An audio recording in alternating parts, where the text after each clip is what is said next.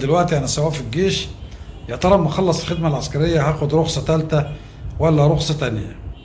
وايه المعايير اللي بيتحسب على اساسها الرخصه اللي هاخدها، او بيتحدد على اساسها نوع الرخصه؟ فبنقول قبل كده كان بيجي حاجه من الجيش اسمها نموذج 52 س. دلوقتي مده خدمتك العسكريه، مده حصولك على الرخصه العسكريه بتنكتب في ظهر شهاده الخدمه العسكريه.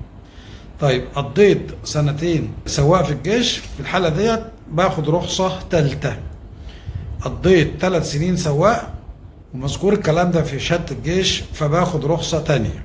طيب ايه الإجراءات؟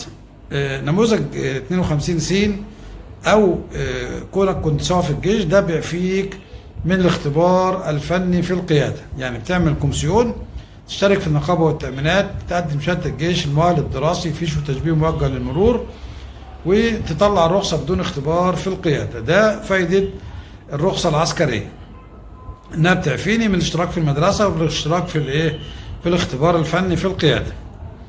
طيب اطلع رخصة تانية بعد قد ايه؟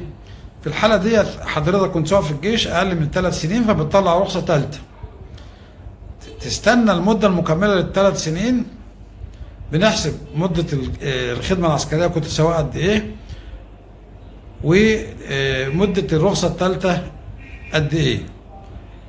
يعني مثلا كنت سواق في الجيش سنتين، يبقى هطلع الرخصة الثالثة واستنى سنة، يبقى كده 3 سنين، اقدر استبدل للدرجة الثانية بعد كده.